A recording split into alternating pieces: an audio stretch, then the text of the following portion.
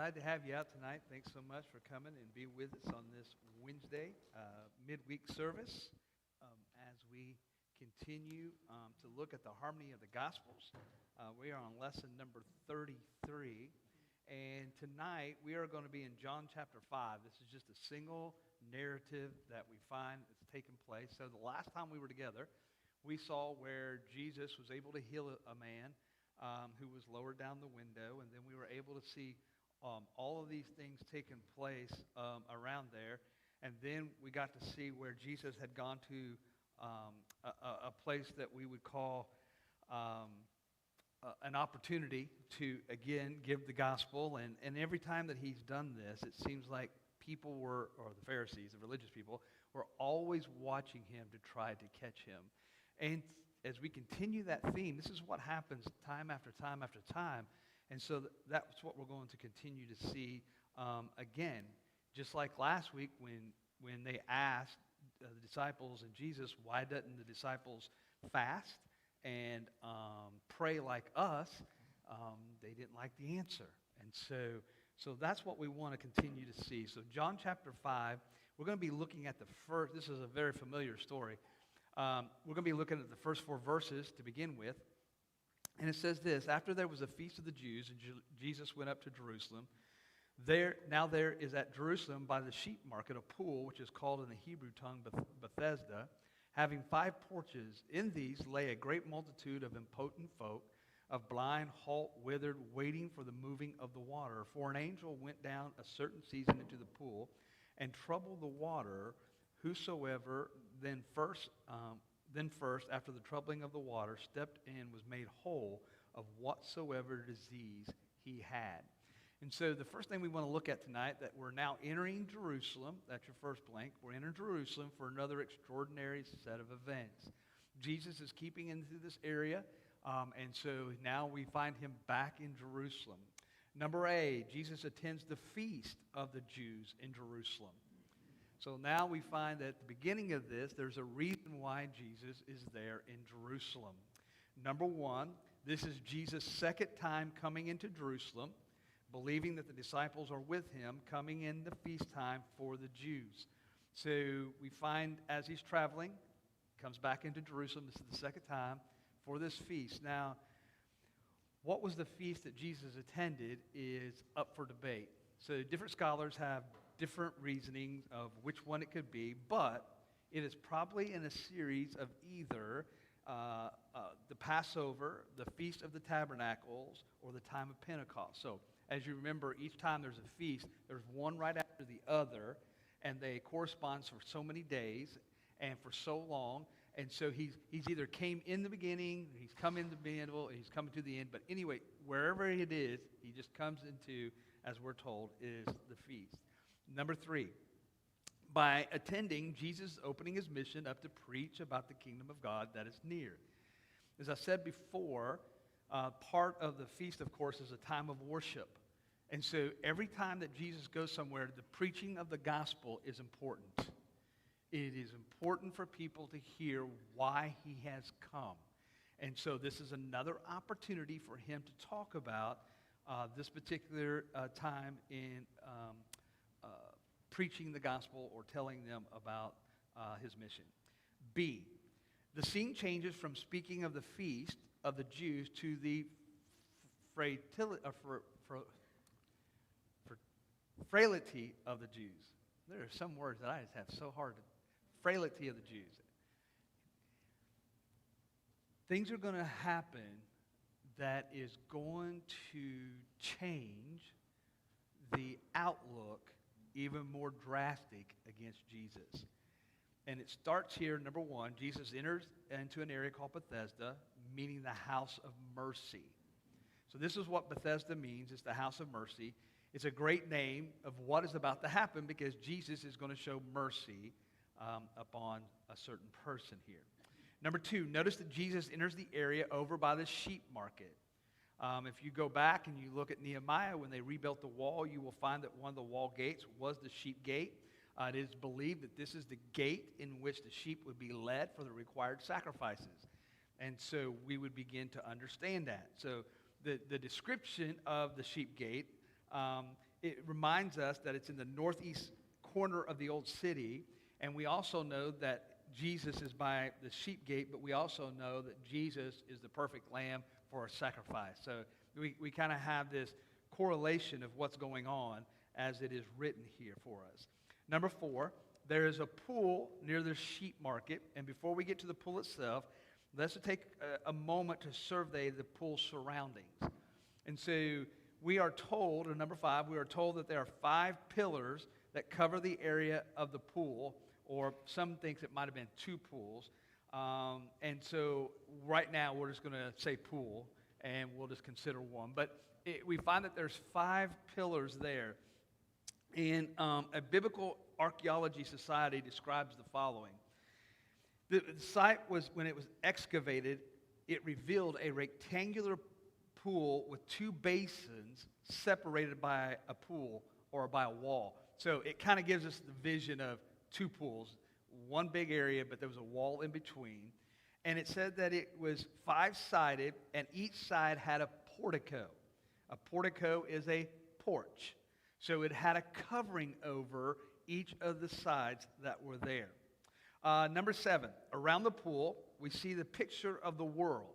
This is what we see around this pool. It's a picture of the world where we find blindness, we find lameness, we find paralyzed beggars.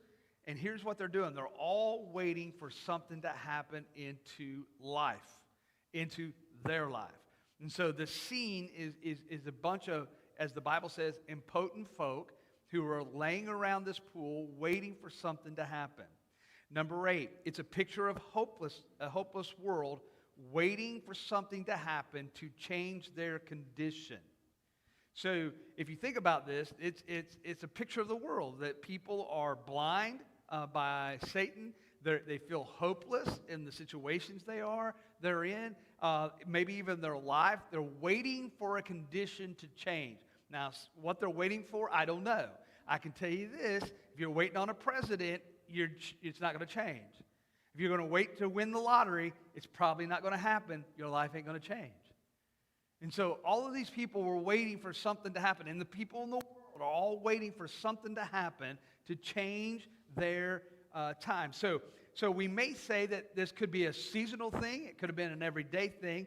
But those with a hopeless state spent their time near this pool under the porch waiting for something. Number 9, they arrived hoping to be the first person to get in the troubled water to be made whole. So if you think about that, we have a picture of all these people that are sick, they're blind, they're paralyzed, they're just all waiting around this pool, and they're waiting for something to happen.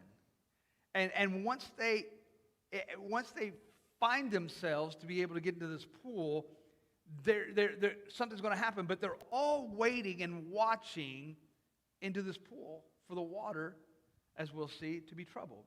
Number 10, the method of the stirring, now this is what I say, is reported that an angel would do the stirring of the water. Now, was it a real angel? Or was it, that's what the impotent folk thought it was? That's what they called it. Is it possible that God would do that? Well, yes. But if he did, why didn't he do it more often? Why just a time or a season that it would take place? And not only that, why would God just say, okay, I'm going to trouble the water once, and the first one of these hopeless people who get in, I'm going to heal? Why didn't he just heal them all? So it could be that it was really not an angel per se, but that's what they were saying. But what they do believe, what everybody believes, is number 12, that the water was stirred seasonally. There was only a certain time by an underwater eruption that would cause the ground to shift, the water to move, and bubble up. Now, regardless of how it happens, it is also said that that person who is the first one to step in the troubled water was healed. Now, number 14, notice it says any disease. Any disease. So it didn't matter. It wouldn't have mattered if you were blind. If you got into the water first, they said that your blindness was healed. It doesn't matter if you couldn't walk. If you rolled into the water first, you could walk after that. No matter what your disease was, if you were the first one there, you could be healed. Now, could you imagine someone who was first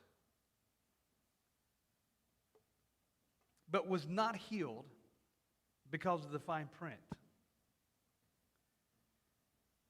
Well, you say, well, what are you talking about? Well, what if we look at this and really to see that even though they struggled and they were cured, that there was something more important than being the first in the water to be healed. That the whole purpose of it was for them to look to God. And that's the question, is that what people were doing? Well, I'm not sure, but here's what we want to see in verses 5 through 9. It says, and a certain man was there, and he had an infirmity for 38 years. When Jesus saw him lie and knew that he had been now a long time in this case, he said to him, wilt thou be made whole? The impotent man answered him, Sir, I have no man when the water is troubled to put me in the pool, but I am coming. Another steppeth down before me. Jesus said to him, Rise, take up thy bed and walk. And immediately the man was made whole and took up his bed and walked. On the same day was the Sabbath. So our first thing is Jesus enters to the pool area to walk among the unclean. This is very important. It kind of reminds me of today, and I'll get to it in a minute. But Jesus is willing to walk where all of these people are gathered at the pool that the world at that time, or the religious world, considered unclean. We are introduced to one of the hopeless men at the pool. So there's going to be a man here that we're going to meet, not so much by name, but by his prior and previous, or his present life, and what has happened to him in his past life, and what is going to happen to him in his future life. So, number one, we are told that he had an infirmity issue with his health for 38 years. Now, we're not told how old the man is. So we know that he's older than 38. Chances are he's well beyond 38. But we do know that this particular sickness has had him in this condition for 38 years. Now, we're also not told how long he's been coming to the pool. We don't know if it's just been happening here recently. Has he been doing this the entire 38 years? We're not sure. But we do know that on this particular day, he's there, and we know that Jesus shows up. Number 3, Jesus knew that the man had been in this condition for a long time. That's kind of like what we say God is. He knows everything, and he looks, and he automatically sees this man laying there, and he goes, oh yeah, I know about him. I know that he's been in this condition for 38 years. And aren't you glad to know that God knows who we are, what our position is in life, and he understands where we're at? So, number 4, when Jesus noticed his condition, the Lord asked a specific question to the man that seemed like a no-brainer. I mean, this seems like this is a silly question. But when reading the story, we may ask ourselves, who would not want to be made whole? Because Jesus said, do you want to be whole? And this specific question is, do you want to be whole? And who would not want to be? And the man could have answered this question very positively. Number 5, very positively. You know what he could have said? He could have said, yes, I want to be whole. Yes, I want to be like you. I want to be someone who can walk and not be sick. You know, I want to be like my family who's never had this condition before. You know what? I would really love to be able to walk and have a normal life. Yes, I do want to be made whole. I mean, that would be answering the question, because Jesus said, do you want to be made whole? And that would be a very positive response to that question. But number 6, instead, the man answered the question negatively. Instead of saying, oh, yes, I want to be made whole, he says this. He says, I have no one to help me. It says that there's no one in his life. There's no one in his life except for whoever may have dropped him off at the pool and left him.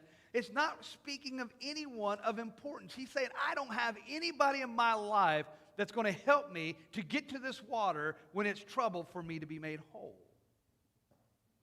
Number 7, no one was willing to pick him up and bring him to the water.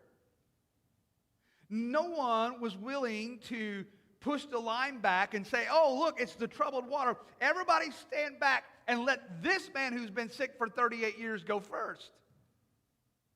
There was no one there who, what we would say, that was on his side. Number 8, everyone was on their own. And people at the pool would have this mentality that you've heard in your life, right? Be the first. Be the best. Try harder. Fight your way to the top. God helps those who help themselves. Do we not think that this man for 38 years, and I don't know how long he's been coming to the pool, it doesn't matter, but every time he's there, do you not think he's trying to be first? Or that he really wants to be healed and that he's trying to get there? But yet he has no one. And people would come back and, it'd be like patting him on the back and say, well, better luck next time. You wasn't the first. You're a loser.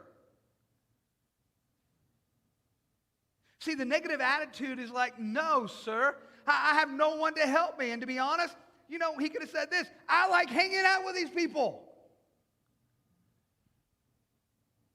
I like this because I have no responsibility at all. I just get dropped off here and I stay here. You see, no, sir, I like hanging around here being sick all of my life. I've just gotten used to it. And why would I want to be any different than I am right now? Do you know what that sounds like? That sounds like a lot of lost people in sin today. Because when you ask so many at this time, if you ask them, would you love to be made whole? Would you like to have your life changed? Would you like a transformation in your life? They make this statement on why they can't, just like this man. Instead of saying, yes, I want to be made whole, how is it possible? Can you help me, sir? They say, well, I just don't have anybody.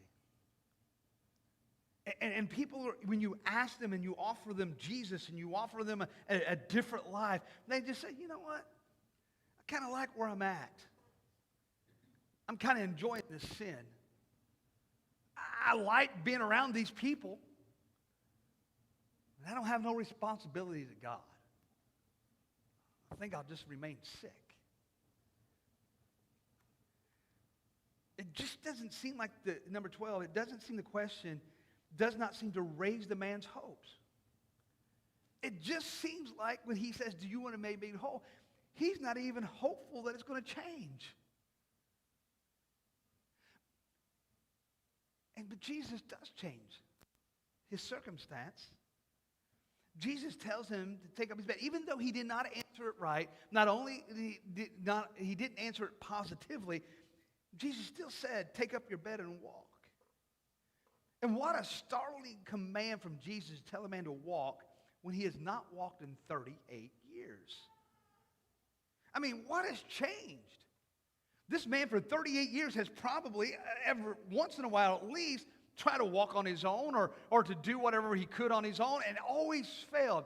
And here Jesus says to him, stand up, take your bed, and walk home. Or walk to wherever you're going. And so, that's what happens. So what was the difference this time? Well, it was the voice of Jesus and the power of Jesus that made a difference. He had tried so many times on his own. But this time it was different. It was under the power of Jesus. Number 14. It was Jesus who makes the difference because of the mercy and compassion he has for this man. Man, he has compassion for this man. He saw him in this condition for 38 years. He asked him if he wanted to be made whole. The guy really doesn't answer the question exactly the way we should have been answered in our eyes. But Jesus says, I'm going to heal you anyway. And it comes without a price. It was a cure without water. The man didn't even have to roll into the water. He didn't have to wait for it to be troubled. Jesus had compassion and touched him. Number 15, it was also a public cure because everyone around the pool would have noticed the man walking without getting into it. You would have thought that that would make a stir. But John doesn't tell us anything about what happens and that end of it. We just assume that Jesus saw the man by the pool, walks by him, and the man gets up and walks. Could you imagine the faces of those who've been, again, sitting around waiting for their turn? Or did they even pay attention to him? Did they not even notice it? Verses 10 through 13, the Jews therefore said unto him that was cured, It is the Sabbath day, it is not lawful for thee to carry thy bed. He answered them, and he that made me whole, the same said unto me, Take up thy bed and walk. And then they asked him, What man is that which said unto thee, Take up thy bed and walk? And he that was healed wist not who it was, for Jesus had not conveyed himself in a way, a multitude being in that place. So what should have been a joyous occasion, we're going to find trouble is brewing once again. What should have been joyous brings trouble. Number A, the healing took place on the Sabbath. That's our problem. It's almost like clockwork that the Pharisees is ruining the moment every time there's a miracle. And just think about this. This should have been joyous, right? Because your next blank is this. It should have been joyous that a man who was sick for 38 years is now able to walk alone and is now under investigation. And how sad is this? That a man who was sick is healed and he's under investigations by these Pharisees who want to know what has happened. Number two, it was not lawful to be healed on the Sabbath. It was not lawful. However, through religion, it was impossible to do anything on the Sabbath. And so it's the way it was set up. Now, God didn't set it up this way in particular, because here's what we know. To carry anything in public was against the law. In Jeremiah 17, 21, 22, it says this, Thus saith the Lord, Take heed to yourselves, and bear no burden on the Sabbath day, nor bring it to the gates of Jerusalem. Neither carry forth a burden out of your houses on the Sabbath day, neither do you any work, but hallow ye the Sabbath day as I command your father. Now, what are we talking about here? Well, we're talking about a time to bring things which mostly would have been a burden of mind, a burden of sorrow, a burden of that sort. But we do know that because of this, number 4, we do know that things begin to happen. The Pharisees believe that if anyone is healed, it should be by the obeying of the rules and regulations. This is what they're thinking. God made an institute of laws, right? Man went back and added to those. The Jews have over 600, I think, some particular laws that has been instituted for these people. And so they believe that the rules and regulations of law and obeying and observing the ceremonies and rituals of the Jewish faith. So here's what they're thinking. If anybody's going to be healed, it's because they are obedient to the rules and regulations of the law. And by observing the ceremonies and the rituals of the Jewish faith, this is where people will be healed. God will honor that type of behavior and obedience. And then God can heal them. Number 5, the man answers the Pharisees by claiming he is carrying his bed because the one that made him whole told him to do it. Doesn't that sound familiar? You ask your kids what happened, and they say, well, my brother told me to do it. My sister told me to do it. And that's what he's saying. They're asking him, why are you carrying your bed on the Sabbath? Because the man who made me whole told me to do it. You see, they're watching what he's doing, and they're not even thinking about him being able to walk. They just want to know why he's carrying his bed. And so, of course, number 6, this prompts the question from the Pharisees, who is the man you speak of? Who is this man who told you to carry your bed on the Sabbath? We want to know who it is. But here's the question. What is their reason to wanting to know? Why do they want to know who told this man? Because they could have easily said, I don't know who told you this, but you know it's against the law to carry your bed. Put your bed down. But no, that's not what they want. They want to know who told him to do this. Did they want to know, number 7, did they want to know to go and say, hey, I want to know who told you to carry your bed? Because don't we know you that you are a man who was unable to walk, but now you're walking and you're carrying your bed. I'd like to go tell that man thank you for healing you because, man, what a joyous occasion, what a miracle. Is that why they wanted to go? Or did they want to know who broke the law? You see, I think they really wanted to know who broke the law. They wanted to know why this man broke the law, and when he said, well, that man who healed me told me to do it, they wanted to know who that man was because that man has broke the law too. And so I think that's their reasoning.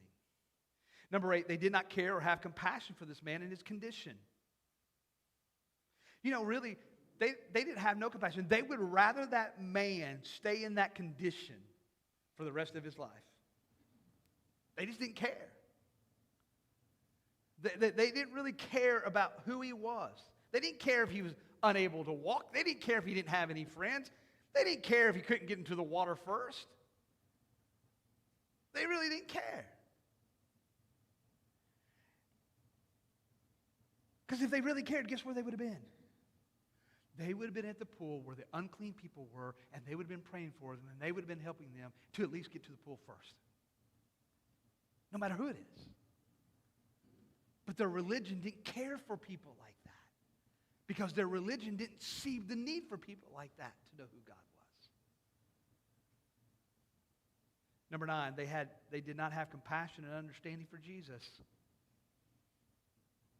They were not eager to thank him for such an act, but they were ready to condemn him because he broke the law. They didn't really want to go and find out if he healed anybody else to celebrate. They didn't want to do it because they've been watching him and watching him and watching him to narrow down to a place where they can literally be like the next couple of years, right, in his life, that they can kill him. You know, I'm reading through the book of Acts now,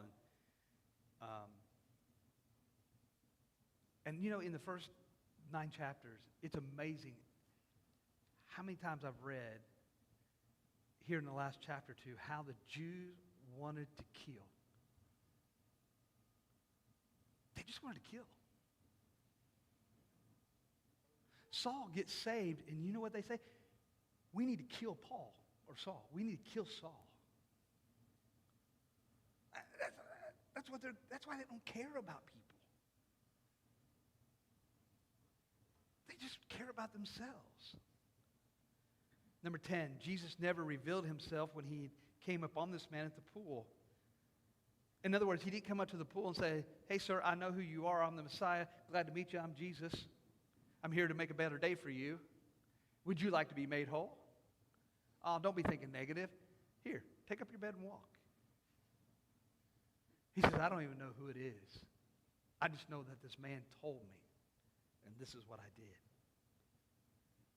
But I wonder if the Pharisees knew who he was talking about. Let's go on. He says, Jesus is not done with the healed man just yet. He's not done with this man. He's got something else that he has to attend to, and that's A, is there a believer's responsibility? Now, this gets kind of ugly for some people. Is there a believer's responsibility? Okay.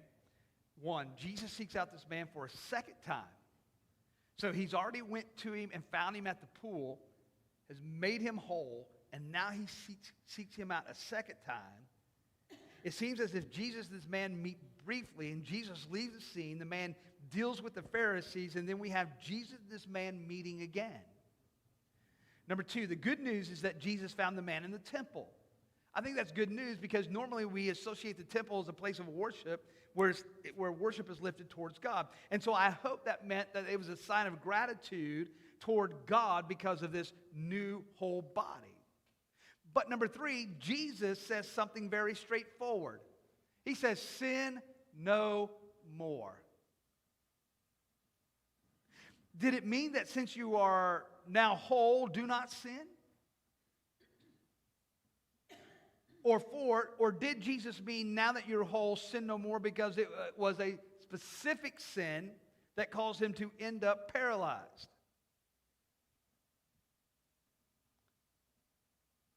See, there's a debate about this. Was Jesus saying, sir, if you sin and you thought the last 38 years were tough, you don't want to even see the next 38 years? You see, most commentators believe that Jesus is telling him, go sin no more, is reminding him of his prior sin. Number 6, as believers, regardless of our prior state, we must take on Christ and sin no more. That's a believer's responsibility. The question is, will we sin? Probably yes.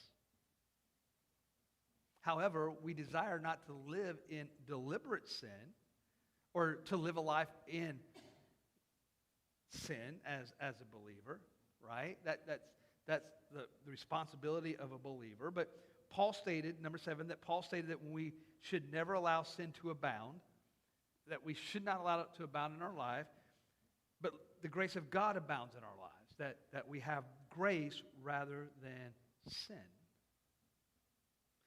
And so we have to deal with this because we know that as believers, we have a responsibility to Christ when we accept him as a Savior, because this is much different from this guy. Jesus has not died. He's not done everything that we know past this point. But we understand that Jesus died for our sin. We give our life to Jesus. We are transformed. And we are expected to walk in the faith that we have. But we realize that doesn't always happen. That there are times and valleys and seasons where we walk with Christ and don't walk with Christ, and walk with Christ and don't walk with Christ. But it's our responsibility to live the best life we can in Christ. And so it's a believer's responsibility to choose to live that way.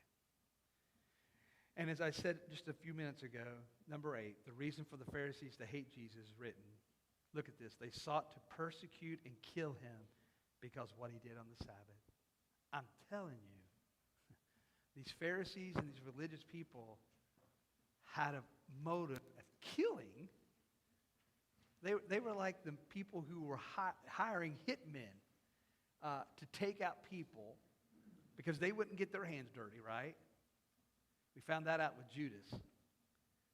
But they wanted people to die. Is that of God? See, that's a good question for the Pharisees to have to answer one day before they stand before God. So we will continue on. Chapter 5 is a very long chapter, so we just took for the first 16 verses. But it's going to flow us right into, of course, into the Beatitudes and the various things that Jesus gives at that point in time. So we will continue as we move forward in this gospel. And let me just say this. I told you that I was in the book of Acts now, and I read certain sections and diagram it out and write down things and all that kind of stuff. I did the same thing. It took me about a year to go through this. So I've already gone through this a year of planning it all out by reading it in this way that I'm teaching it. So it gives a better view of the life of Jesus in the 4 Gospels, putting it together to tell the story of Jesus. For those who are online with us tonight, thank you so much, and we will see you on Sunday.